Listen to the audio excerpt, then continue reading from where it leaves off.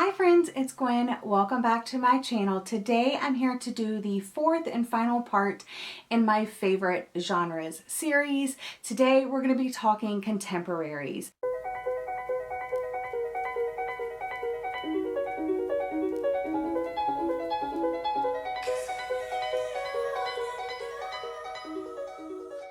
As you know, some of the thrillers that I mentioned in my favorites are contemporaries. Some of the romance that I mentioned are contemporaries.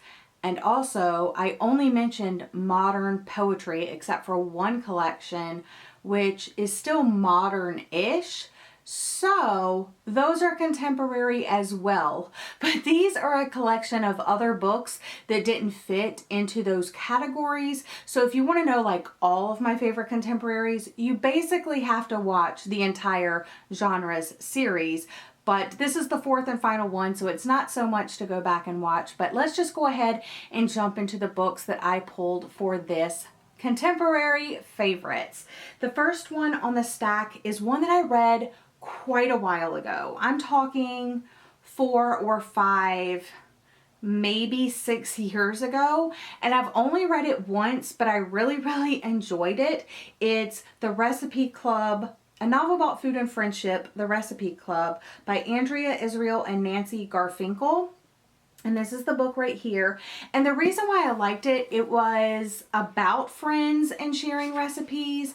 So it had a story, but it was almost like a diary and letters. So they would date the letters, but they would also, write dear and their friend's name.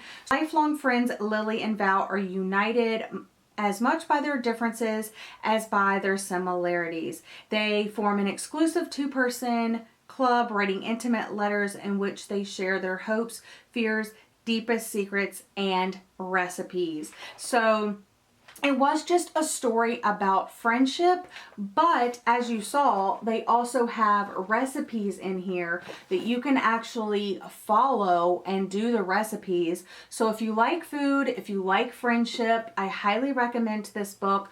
I do want to reread this one because it's just been so long, but I wanted to do a series on my channel like making some of the recipes in this. Like maybe I could do a vlog where that day I only make recipes from this book and do a reread. So if you're interested in that, let me know. But if you like friendship, if you like food, this is the book for you. Next up is another food themed book, and that is The Particular Sadness of Lemon Cake by Amy Bender. It's a very shiny cover, and this is another book that I read so long ago. It came out in 2010, so this book is ancient, and I don't know if it's necessarily considered like a I don't think it is considered a middle grade story, but you follow a girl on her 9th birthday that she develops a taste for when she eats food. This is so hard to explain. I picked like the hardest books to talk about. She talks about on her 9th birthday, she bites into this cake that her mom made and she tastes her mom's feelings while she was making the cake. So from then on, she goes about with this secret knowledge that most families keep hidden, and she can taste feelings in food. And it's a really interesting book. It's a short one. It's under 300 pages. And this is another one that I would really like to reread because it really stands out in my mind. I've kept it all these years. So these are 2 that have been on my shelf forever, and I just will never get rid of them. I think these are pre-booktube days. Next up is Matchmaking for Beginners by Maddie Dawson. I read this not this year, but last year, like around the summertime mark, and I loved this story. I had never heard anybody talk about it. When I was looking for another book, this was like recommended to me online, like with my purchases. And this is about Marnie McGaw, and she's getting engaged to this guy, and her fiance's great aunt Blix ends up leaving her brownstone in her will, and she moves there, and it's just like, I don't know, it's such a cute story because it's as much about the main character as it is about the building and the neighbors and the neighborhood, and it has a romance, and it's just, oh, I just love this one. Next up is All the Good Parts by Loretta Nyhan, and this is a book that I received in a subscription box that came with like things to open while I was reading it. I forget what the name of the book box is. Is that terrible? But if you scroll down on my Instagram, I probably have this featured. Not 100% sure, but I'm pretty sure. This is at 39. Leona is broke, single, back in school, and living with her in her sister's basement. And it's just all about like being at that stage of your life and not knowing. I guess she goes to the doctor and she does want a baby, but the circumstances have never been right for her to be pregnant. Like, she's not dating anybody, she's not married, and her doctor basically tells her like, now's the time, like it kind of needs to happen. So it's just the exploration of like when you're an older single woman and you want children and things like that. It was just a really heartfelt story. And again, oh, here's the little things. I still have them in there. Once Upon a Book Club. So yeah, they put little post-it notes in there when you're supposed to open a gift, and it's just such a cool experience. I'm glad I left those in there. Next up is The Secret to Hummingbird Cake, and I actually got sent this from the Thomas Nelson team, and I'm so glad that they did. This is another story about friendship, about food. It has a lot of like sad moments in there, but it's a group of friends that live in the South, and when all else fails, you turn to the divine taste of hummingbird cake. This is another thing that I wanted to make hummingbird cake and like talk about this book, but I never have done that. So maybe I could reread it and then make the cake. I don't know. Does that sound like fun? Are you guys into the whole cooking thing or no? So my friend Sylvia at Wish Fulfillment sent this to me. I believe it was like Christmas or my birthday. She sent me, it's kind of a funny story by Ned Vizzini, and I loved this as well. I love the cover. I love the story. It's about a teenager ends up getting checked into a mental hospital because he contemplates suicide. Suicidal episode gets him checked into a mental hospital where his new neighbors include a transsexual sex addict, a girl who has scarred her own face with scissors. So lots of trigger warnings in here, obviously, but it's just a really like heartfelt story, and it reads so fast and it's so good. And this is another book that I'll just have on my shelf forever. Next up, it should come as no surprise, I think everybody has rated this book 5 stars, has really liked it. A lot of people were sleeping on it. I was sleeping on it. And then there was like, it goes in waves. Like this becomes really popular and then it kind of goes away and then it becomes really popular again. A Little Life by Hanya Yanagihara. I adored this book. It took me forever to read it. It's another like small font, really chunky book, but I won this in a giveaway. Well, I didn't actually win the book. I won money in a giveaway for like Book Depository and or Amazon or something like that. And I picked this book and I'm so glad I did. It took me almost a month to read, but it was so worth it.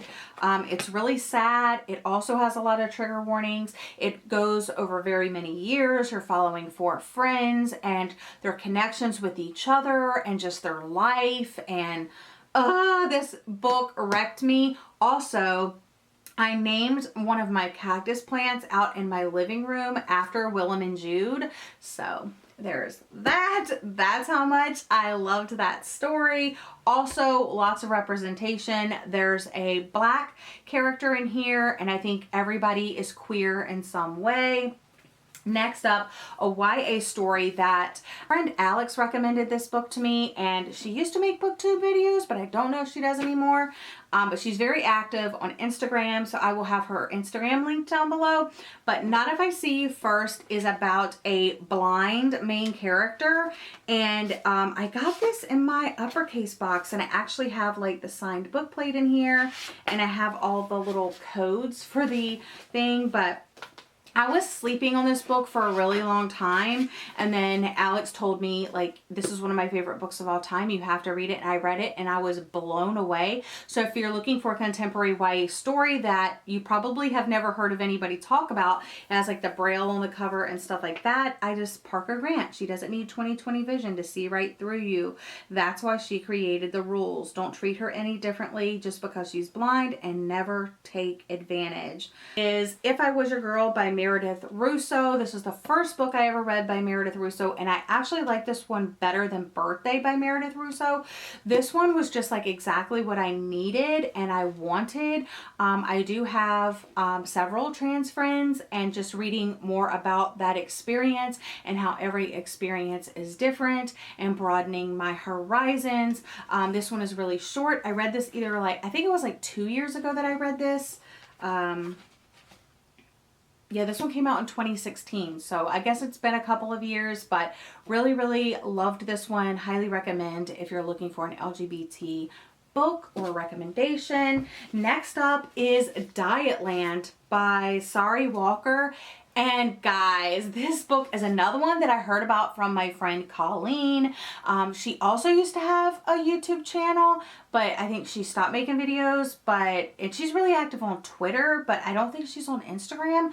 I don't know. I just thank her for introducing me to this book. I picked this up in the airport when I was stuck in the airport for like 12 hours one time, and I read the entire thing like in the airport along with everything else that I was doing.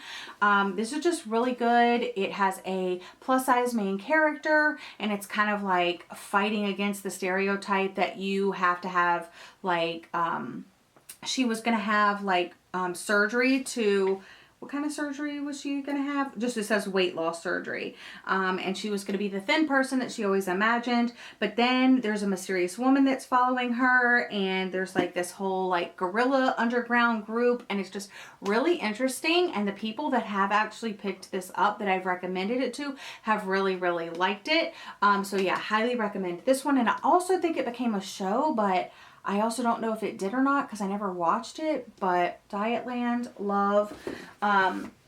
Two more. The next one is Little Fires Everywhere by Celeste Ng. This is another book that I picked up right around the time that I found out that I wasn't going to be able to have kids. So it's also attached to that memory as well, like that shopping trip, because like the hospital or my fertility clinic was here, and then like there was like a road, and then there's like a mall with a Barnes and Noble and stuff. So yeah, so I picked this up from there. It's a signed copy. It was really popular. It's gone through its popularity stages. It deals with kind of like a neighborhood, but really like two families and how different the families are, but how the kids are friends, and there's like a fire, and there's just like so much goes on in this book. And the last book should come as no surprise, and it's A One to Watch by Kate Stayman London, one of my favorite books of the year. I know this is a controversial like hot take that I think this has great fat representation,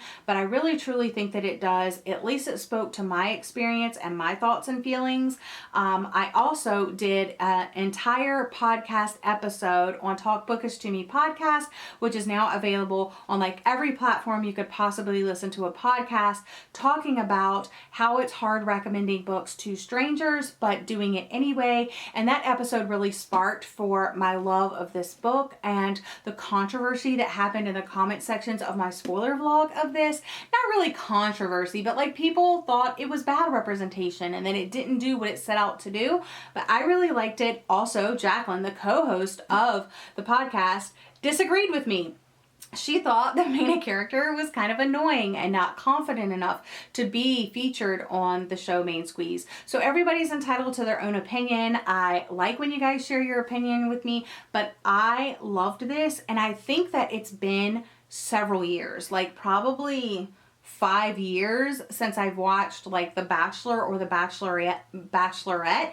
So I've definitely had that time away from the show. So even though I knew it was following so closely to that show, it didn't bother me because I haven't seen that show in like years and years. But I loved the plus size main character.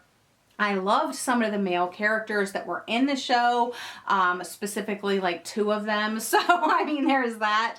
And I also just like really liked the themes and the topics explored about being a plus size woman, how the fashion industry doesn't handle that very well, and how we get a lot of plus size people, that's why I'm saying we get a lot of hate based on just the way we look and not really knowing like, what is our blood pressure? What is our cholesterol count? Like, you have no idea, and just because we're overweight doesn't mean like we're unhealthy. I really like the discussions of that, and there were just some really shocking moments in here too. So, and maybe not shocking moments, but yeah, I definitely dog-eared this one a lot. You'll probably see this one pop up again on like my favorite books of the year list, because I did read this one this year, I think, of these. Yeah, I think this is the only new contemporary that I have in this list that I've read this year. So yeah, that's all for today's video. Let me know what you thought about my picks for my favorite contemporaries. Like I said, some of the thrillers were contemporaries, some of the romance were contemporaries, pretty much all of the poetry was contemporary as well. So if you want to know like all of my contemporary favorites, definitely hop over to those other videos. I will also have them linked down below for you for your convenience. I hope you enjoyed this series. I hope this shows you that I don't hate all books.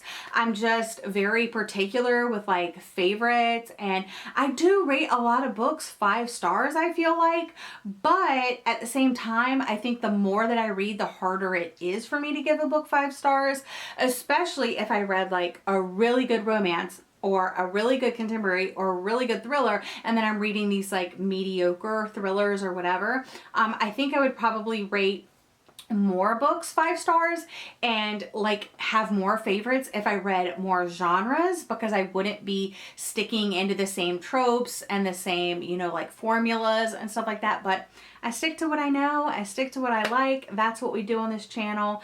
And yeah, so that wraps up my favorite genre series. I hope you have enjoyed. I hope you're having a great day or night, and I'll see you guys again in another video very soon. Bye!